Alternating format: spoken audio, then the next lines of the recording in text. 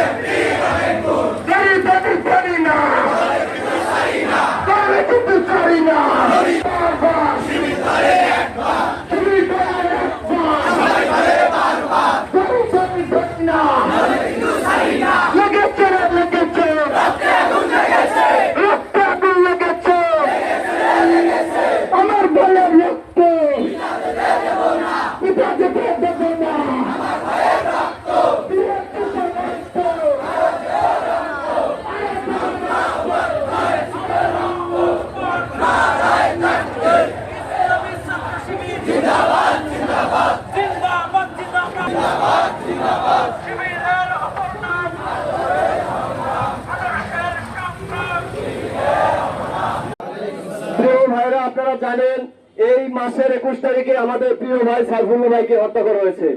সেই হত্যার প্রতিবাদ স্বরূপ বাংলাদেশে বিভিন্ন স্থান থেকে আমাদের বিক্ষোভ মিছিল হয়েছে, বিভিন্ন জায়গা থেকে আমাদের প্রতিবাদ করা হয়েছে, সাধারণ জনগণ সহ সকলেই প্রতিবাদ করেছে। কিন্তু এই বাংলাদেশের বর্তমান সরকার এবং সরকার দলীয় যে মন্ত্রী প্রশাসন আছেন তারা এই ব্যাপারে কোনো প্রকার পদক্ষেপ নিচ্ছেন না। আপনারা জানেন আমাদের কোন ছাত্র শিবিরের ভাইয়ের গায়ে যদি আঘাত আসে, আমাদের কোন ভাই যদি আহত হয়, তারা আমাদের হৃদয়ে আমাদের ভাই যেমন আঘাত পেয়েছে আমরা তেমন হৃদয়ে আঘাত পাই। আমাদের ভাইদেরকে হত্যা করা হয়, তারা আমাদের মন্তরের মধ্যে আগুন জ্বলে যায়। সেই আগুন আপনাদেরকে ভস্মিত করার আগে আপনাদেরকে সাবধান করে দিচ্ছি, এই যে ভাইকে আমাদের হত্যা করা হচ্ছে সেই ভাইয়ের খুনিদের অবশ্যই বিচার করতে হবে।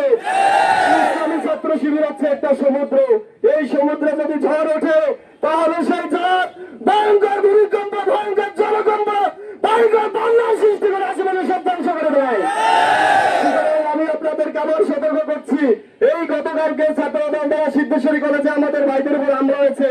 একটা ছাত্র সংগঠন নিজস্ব কোনো দলীয় কর্মসূচি নেই, খালি মিছিল এবং তাদের ক্যাম্পাসে শোডাউন ছাড়া অন্য কোনো ক্যাম্পাসমূলক অন্য কোন ছাত্র কল্যাণমূলক কোন কাজ তাদের নেই।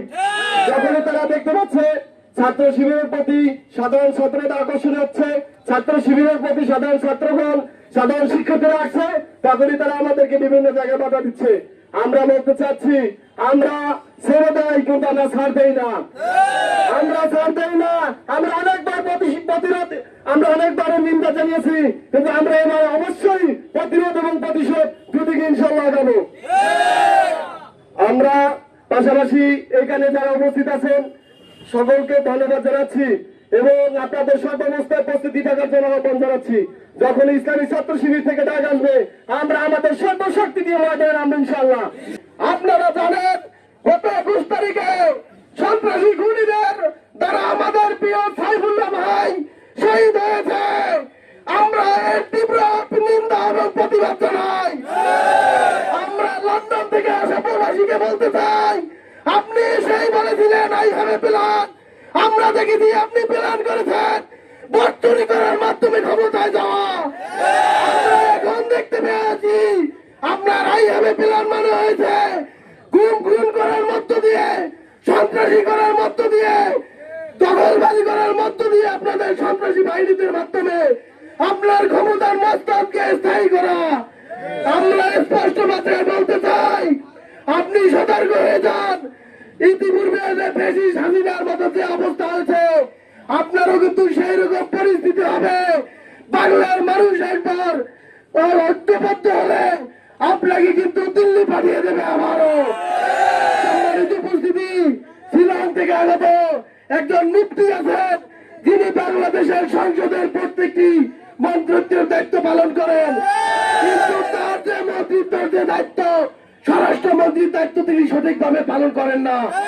আমরা দেখতে পেয়েছি 100 দিনের 600 প্লাস খুন হয়েছে। এর মধ্যে তার দলের সন্ত্রাসীদের দ্বারা 280 জনের বেশি খুন হয়েছে। আমরা তারেক রহমানকে এবং স্বরাষ্ট্রমন্ত্রীকে বলতে চাই, আপনার দলের সন্ত্রাসীদেরকে সাবধান করেন, নাইলে কিন্তু বাংলাদেশের মানুষ ইসলামিক ছাত্র শিবিরকে নিয়ে আপনাদের ঐক্যবদ্ধ করবে।